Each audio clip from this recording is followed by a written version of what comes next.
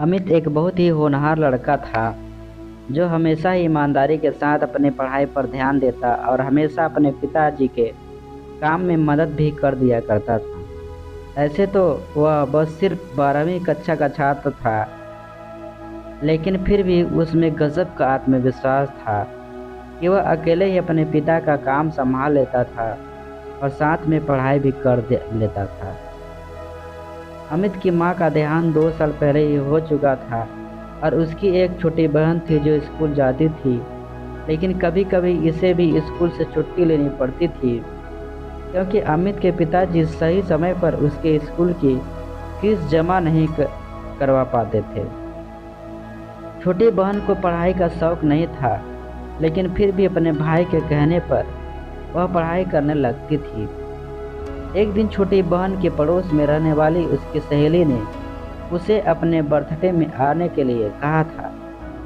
साथ में उसे रेड कलर की ड्रेस पहनने को कहा क्योंकि उसकी बर्थडे पार्टी में सबको रेड कलर का ड्रेस पहन के आने के लिए कहा गया था। अमित की बहन इतनी समझदार नहीं थी और वह बार बार अपने भाई से जिद करने लगी, भैया मुझे नई ड्रेस खरीद कर देना, कल मुझे अमृता के बर्थडे में जाना है जहाँ रेड कलर पहनना होगा।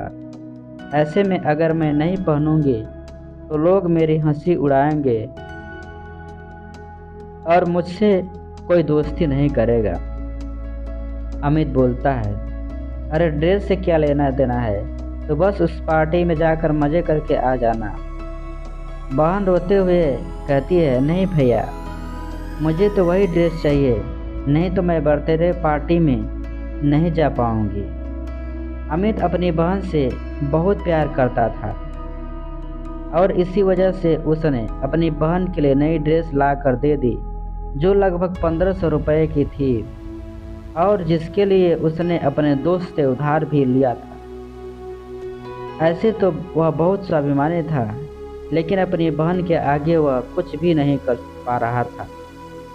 अमित के पिताजी, तू अपनी बहन को बिगाड़ते जा रहा है, दिन ब दिन उसकी ख्वाहिश बढ़ती जा रही है। देख बेटा, उसके अंदर भी तो यह समझदारी होनी चाहिए कि वह हमारी मजबूरी को समझ सके। हम इतने पैसे वाले नहीं हैं।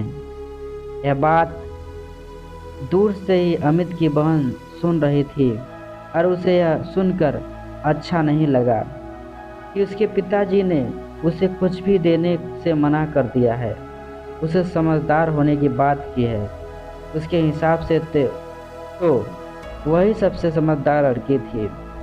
उसने अपने पिताजी और भाई की मजबूरी को भी सुनते हुए नज़रअंदाज कर दिया था, क्योंकि उसे तो अपनी मनमर्जी का हर वह सामान मिल जाता था जो वह चाहती थी।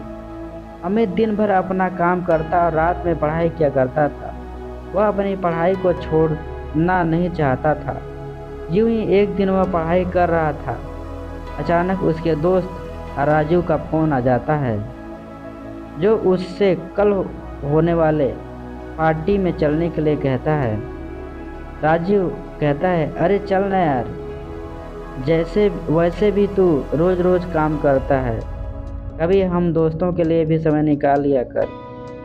अमित, हाँ हाँ क्यों नहीं, मैं भी तुम लोगों के साथ चलना चाहता हूँ, लेकिन क्या करूँ, मजबूरी है।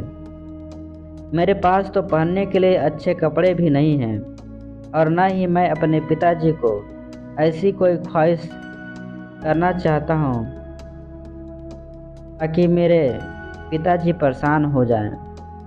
राजू के बहुत कहने पर भी अमित तैयार नहीं होता है और वह हमेशा पढ़ाई पर ही ध्यान लगाना चाहता है। यह सब बात सोते हुए अमित की बहन सुन लेती है, जिसे थोड़ा थोड़ा अफसोस होने लगता है कि जो भाई उसके लिए सब कुछ करने को तैयार है, वह खुद के लिए कभी कुछ कर नहीं पाता है। ऐसे में अचानक ही अमित के पिताजी को किसी दूसरे शहर जाना पड़ा, जहाँ पर कुछ ज़रूरी काम आ पड़ा था। अमित की बहन बोलती है, भाई मेरी सहेली बता रही थी कि शहर के मॉल में एक बहुत अच्छी प्रदर्शनी लगी है जहाँ पर बहुत तरह तरह के डिजाइनर कपड़े मिल रहे हैं, वह भी सस्ते दामों में। मुझे भी वहाँ से कोई अच्छी सी ड्रेस लेकर दे दो ना, जिसे मैं अपने बर्थडे में पहन सकूं और मेरी सहेलियों को नीचा दिखा सकूं। अमित बोलता है, तुम यह गलत सोच रही हो। हमें कभी किसी को नीचा नहीं दिखाना चाहिए, बल्कि अपने कर्मों पर भरोसा रखना चाहिए। बहन बोलती है, भैया आप ही मुझे दिला सकते हैं, नहीं तो पिताजी तो हमें लेने ही ना दें। दिन भर अपनी मजबूरी बताते रहते हैं और कभी मेरा ध्यान भी नहीं रखते हैं। अमित उस समय चुप हो जाता है, क्योंकि उसे अपने पिताजी की मजबूरी अच्छे से मालूम है, लेकिन छोटी बहन इन सब बातों से अनजान थी। तभी अमित को ख्याल आता है कि उस प्रदर्शनी में जाने के लिए महंगे पास की ज़रूरत पड़ती है, जो उसके पास नहीं है। ऐसे में वह दौड़कर अपने गुल्लक को टटोलने लगता है और एक एक करके पैसे जोड़ने लगता है, ताकि वह अपनी बहन के लिए उस प्रदर्शनी के पास उपलब्ध करवा सके। यह सब देखकर अमित की बहन का कलेजा फट पड़ता है और उसे जोर जोर से रोना आ जाता है। उसे रोता हुआ देखकर अमित दौड़कर बहन के पास जाता है। क्या हुआ? तुम इस तरह से क्यों रो रही हो? बहन रोते हुए कहती है, आज तक आपने हमेशा मेरी खुशियों का ख्याल रखा, हर वह चीज़ मुझे दिलाए जो मैं मांगती रही, लेकिन कभी मैंने आपसे नहीं पूछा कि आखिर आप इन पैसों का इंतजाम कहाँ से करते हैं। लेकिन आपको एक एक रुपए जोड़ते देखकर मुझे बहुत खुश हुआ कि आप मेरी खुशी के लिए इतना कुछ कर सकते हैं, लेकिन मैं हमेशा स्वार्थी बनी रही। अमित बोलता है, अरे इतना सोचने की ज़रूरत नहीं है, आखिर मैं तेरा बड़ा भाई हूँ, मैं नहीं करूँगा तो कौन करेगा।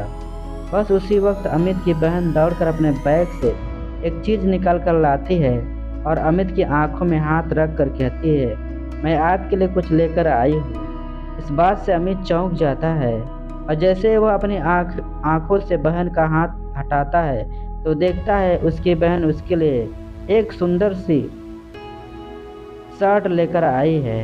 अमित आश्चर्य से कहता है, यह तो बड़ी महंगी लगती है, पर तुम कहाँ से लेकर आई?